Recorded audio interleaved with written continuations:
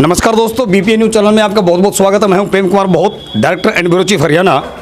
और साथियों, जैसा हम पिछले कई दिनों से आपको दिखा रहे हैं, हरियाणा में डिस्ट्रिक्ट मेवात के एक एक गांव में जाकर के हम जिस प्रकार से सरपंचों से प्रोग्रेसिव रिपोर्ट ले रहे हैं, बैकग्राउंड ले रहे हैं, फीडबैक ले रहे हैं, तो आज हम पहुंचे हैं गांव सालाहेड़ी में। और यहाँ पर जो डॉक्टर साहब है, जो सरपंच साहब है, वो है मिस्टर मोहम्मद शाकिर जी। मोहम्मद शाकिर जी से आज हम जानना चाहेंगे कि उनके गांव में किस प्रकार का विकास हुआ है और कितनी सरकार की तरफ से उनको राशि मुहैया हुई है। सरपंच साहब, कैसे हैं आप? और कैसा चल रहा है आपका काम धाम? बिल्कुल एकदम सही चल रहा है जी।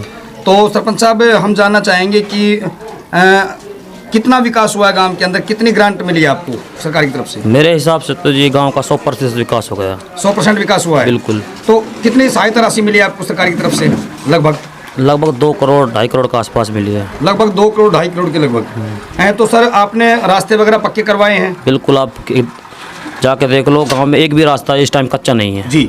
और एक हमने सुना है कि आपका एक लगभग 1700 फीट का कोई रास्ता है, वो शायद आपने अपनी योजना में ही बनवाया, वो बहुत दिन से बना नहीं था। वो फिर नहीं है, गांव की 70 साल से कच्ची पड़ी हुई थी, वो गंदा पानी भरा रहता उसमें जी। लेकिन अब की बार हमें मौका मिला तो हमने उसको पक्का करा दिया, बिल्कुल एकदम जी। और गांव में शौचालय वगैरह की क्या व्यवस्था है घरों में? घर शौचालय जी। और पानी की कैसी व्यवस्था है सर? पानी की तो कमी है जी, में हमारे यहाँ पे पानी की कमी है? बिल्कुल। तो टैंकरों से गिरवाते हैं पानी। टैंकरों से? बिल्कुल। कारण क्या है उसका? पानी जो लाइन हुआ, रेनीवेल की लाइन लगी हुई है, हमारे यहाँ पे आता ही नहीं है पानी, 10 दिन पानी नहीं आता उसमें। अच्छा। तो इसलिए लोग अपने टैंकरों से गिरवाते हैं। 1000 रुपये में एक टैंकर गिरता है जी। बस 6-7 दिन चलता है। उससे बड़ी परेशानी है कुल मिला के पानी की, बहुत ज़्यादा। अच्छा, तो स्कूल कितने तक का है यहाँ पे सर? यहाँ 8वीं तक का स्कूल। 8वीं तक का है। तो आप सरकार से क्या उम्मीद करते हैं कि ये स्कूल 10वीं 12वीं तक का होना चाहिए, नहीं होना चाहिए? बिल्कुल होना चाहिए जी। होना चाहिए। बिल्कुल। सरकार से कैसी मदद मिली आपको? मिला है सहयोग सरकार का। मिला है? बिल्कुल। प्रशासन से? बिल्कुल पूरा सहयोग। दूसरा सरपंच साहब, तो क्या क्वालिफिकेशन सरपंच साहब आपकी? मैं ग्रेजुएशन LLB हूँ। Graduation LLB, wonderful. आने वाली योजना में आपका क्या विचार है? देखो जी, लड़ेंगे, वो तो ऊपर वाले के हाथ में क्या होता है, हार होती है जीत होती है। तो जी उम्मीद पूरी है कि इंशाल्लाह जीत होगी हमारी। तो देखिए, सरपंच साहब ने बताया कि गांव में हमने विकास किया है। और आपने बताया कि यहाँ पर लगभग 2-3 हज़ार वोटर्स हैं, और यदि हमने जनता के बीच में काम किया है तो इंशाअल्लाह हम अब की बार भी सरपंची की दावेदारी रखते हैं और सरपंच बनेंगे। तो आगे का एजेंडा क्या रहेगा शाकिर भाई? आप यदि सरपंच बन जाते हैं तो आगे की क्या योजना आपकी? क्या करेंगे आप गाँव में? सबसे बड़ी पहली योजना तो ये रहेगी पानी की समस्या इसको दूर करने की जी। गुड।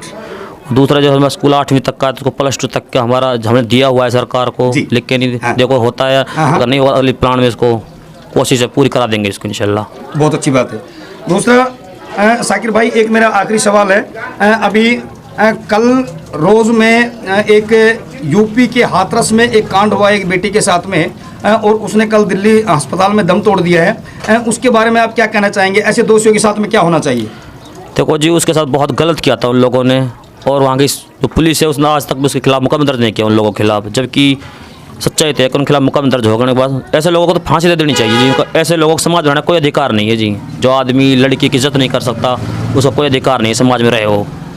तो देखिए, सरपंच साहब ने अपने विचार व्यक्त किए और बड़ी गहरी वेदना के साथ में इन्होंने इसे वक्तव्य को रखा है कि मनीषा बेटी के साथ में, जो यूपी की बेटी नहीं है, दलित की बेटी नहीं है, पूरे भारत की बेटी है, जिसके साथ में इतने जघन्य अपराध हुआ है, ऐसे दोषियों को अरेस्ट ही नहीं करना चाहिए, सीधा एनकाउंटर या सीधा फांसी दे देनी चाहिए। बढ़ते कदम सच्चाई कलम, क्योंकि देश का सच दिखाते हम। बने रहिए हमारे साथ, देखते रहिए बीपी न्यूज़। धन्यवाद।